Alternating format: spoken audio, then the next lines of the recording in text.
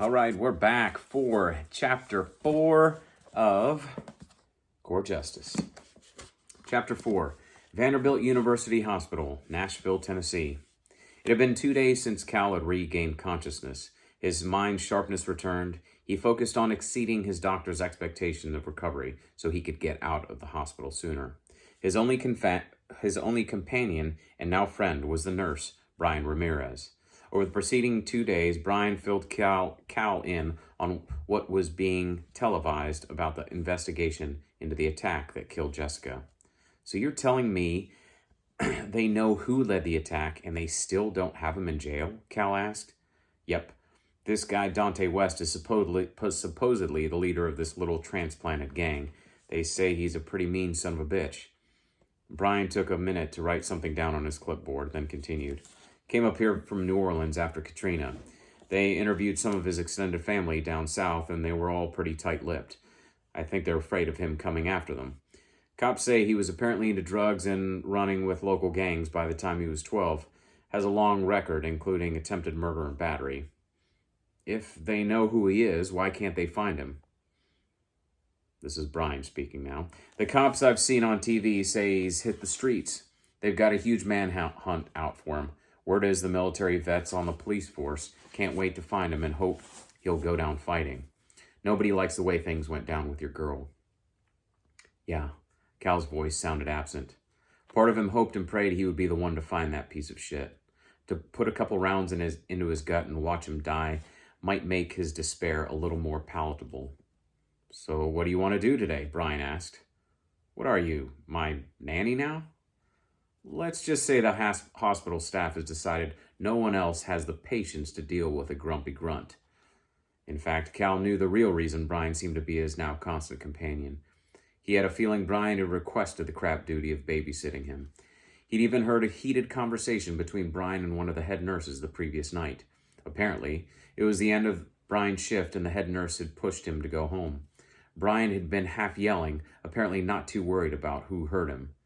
If you're so worried about me, why don't you go get me a cup of coffee and let me do my job? The calming tone of the head nurse's voice was probably a good indication of why she had the job.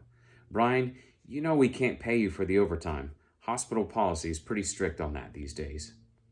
I don't give a shit about the pay, Brian had said. I'll clock out, but don't tell Staff Sergeant Stokes about it. He's one of my Marines, and I'll be damned if he sits here all alone after losing his fiancée. Hell, didn't you hear that even his parents are already dead? The head nurse had relented, and Brian strolled into Cal's room as if the altercation had never occurred. Cal decided to play along and didn't mention overhearing. Sometimes it was good to have even a swabby corpsman on your side. So what do you want to do today? Brian repeated. Let's get some of this rehab out of the way. I've got to get the hell out of this place. All right, Cal, but don't forget what your doctor said. You've got to take it easy for a while. Yeah. Cal looked up at his nurse. Look, I've been through this shit before and I'm getting sick of the crappy hospital food. I'd rather be eating MREs right now. Brian chuckled. My ass. All right, Marine.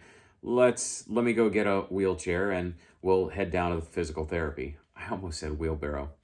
As Brian left to retrieve the wheelchair, Cal started to pull himself up and out from under the covers. He was still in intense pain. Hell, taking a couple shots was never vacation. Luckily, that dumb shit gangbanger had missed anything too vital. Apparently, the EMTs and ER staff had patched him up pretty quickly. It also hadn't hurt that he had been shot at point-blank range. Better that than taking a round at 100 yards. By the time Brian returned, Cal had managed to work up a sweat, but had slipped his legs over the side of the bed and was in process of putting on his hospital slippers. Shit. Rehab was going to be a real bitch.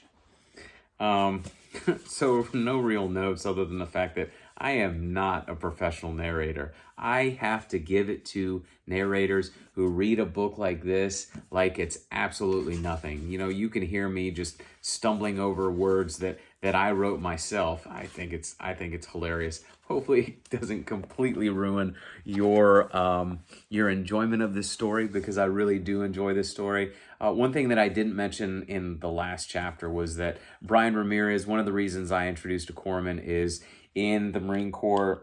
Take these suckers off. In the Marine Corps, corpsmen are very, very special to us. They are part of the family. In fact, they are basically Marines to us. And a good corpsman is worth way more than his weight in gold. So for me, putting a corpsman into the story was not only necessary, it was a must. So yeah, there you go. There's chapter 4. Let's move on to chapter 5.